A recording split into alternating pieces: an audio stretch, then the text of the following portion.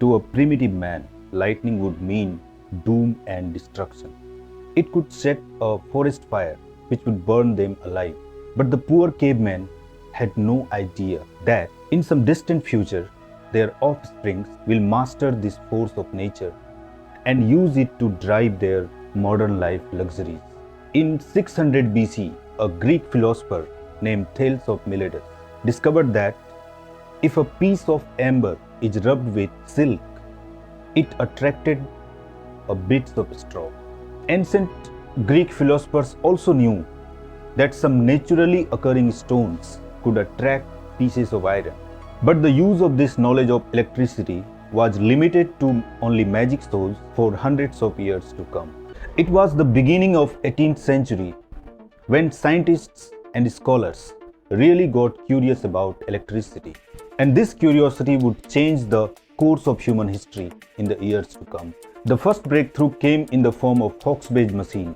A British inventor, Francis Hawksbee, astonished the crowd at the meeting of Royal Society, England, by creating a bluish light out of darkness. Hawksbee machine could build up electric charge on a sphere with the help of a rotating handle.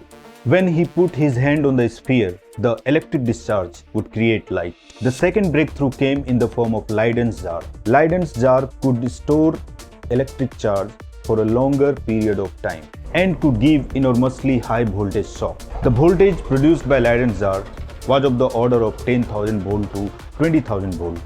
In 1800, Italian physicist Alessandro Volta invented the first true battery, which came to known as voltaic pile. From Hawksbee machine to Leyden's jar to the first ever made battery, it's a 100-year-long story of dedication, hard work, and rivalry of the scientists and scholars. In April 1820, a Danish physicist, Hans Christian Ørsted, accidentally discovered the connection between electricity and magnetism when he noticed that a compass needle placed next to a wire carrying current turned so that the needle became perpendicular to the wire. This led Ørsted to conclude that electric current in a wire produces magnetic field. Inspired by the idea of Ørsted, a brilliant experimenter, Michael Faraday, started thinking other way around. If a current could produce magnetic fields, then magnetic fields should also produce the current. Experimenting with the magnets and the coils, Michael Faraday was able to produce current in the coil without using any battery. Michael Faraday had discovered the laws of electromagnetic induction. Using the laws of electromagnetic induction, Michael Faraday invented a generator which would produce alternating currents. In 1875, a great inventor and entrepreneur, Thomas Alva Edison, bought the patent of electric light bulb. He and the engineers at his company started working on the electric light bulb. 5 years and 2,000 failed attempts later, they invented the first electric light bulb. Edison's vision was to replace the gas lighting by electric lighting. So he invented the first electric power grid.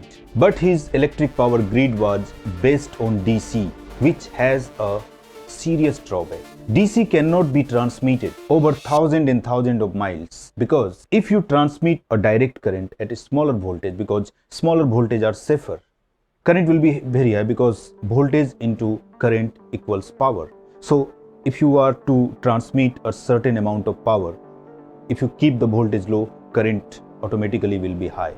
So if you transmit at a smaller voltage, the high current will lead to the loss of lots of power in the transmission. And if you transmit at higher voltage, very high voltage, current will be smaller, but this is not safe. It was 1882.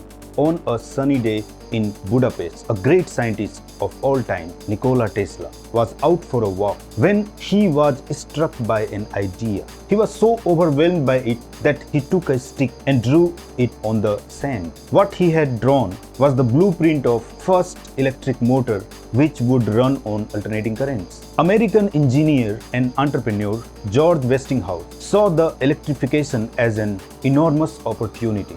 He partnered with Tesla, bought his patents, and invested his fortune in creating a better electric grid which would run on alternating currents. The biggest advantage of alternating currents over the direct current is that it can be stepped up or stepped down in voltages with the help of a device called transformer. Due to that, it can be safely transmitted to long distances, thousands and thousands of miles. But the transformer does not work with DC. Due to its long distance range, versatility and cost effectiveness, Tesla's AC power grid toppled down Edison's DC power grid. The AC power grid marks the beginning of modern age in which we live. Today, most of our modern life luxuries are driven by alternating currents. In fact, our life is driven by alternating currents.